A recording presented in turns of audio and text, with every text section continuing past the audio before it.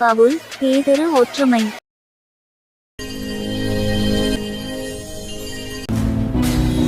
பவுல் பேதுருவின் ஒரே மாதிரியான சம்பவங்கள். பவுல் சீலாவுடனே சிறையில் அடைக்கப்பட்டு காப்பாற்றப்படுகிறான். பேதுரு ஏரோதுவினால் சிறையில் அடைக்கப்பட்டு காப்பாற்றப்படுகிறான்.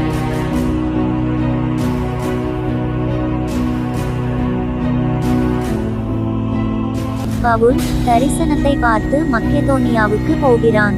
பேதுரு தரிசனத்தை பார்த்து கொர்நெலியு வீட்டுக்கு போகிறான்.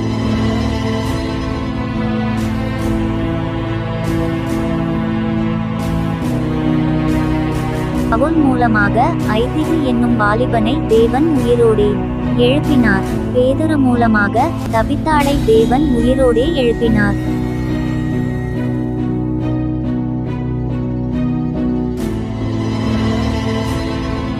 பவுல் பிறவிச்சப்பாணியை உற்று பார்த்து காலூன்றினில் என்று சொன்னபோது தேவன் அவனை நடக்க பண்ணினார்.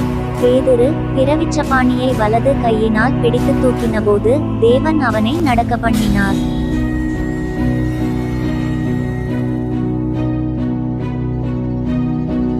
பவுல் எலிமா என்னும் பேர் கொண்ட மாயவித்தைக்காரனை கடிந்து கொள்கிறான்.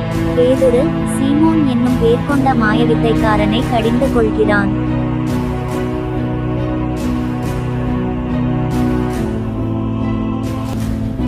பவுலின் கச்சைகள் உருமால்கள் மூலமாக தேவன் சுகத்தை கொடுத்தார்.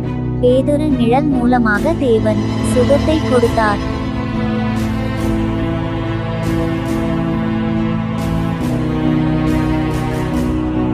வேதவாக்கியங்களை ஆராய்ந்து பாருங்கள், அவைகளால் உங்களுக்கு நித்திய ஜீவன் உண்டு.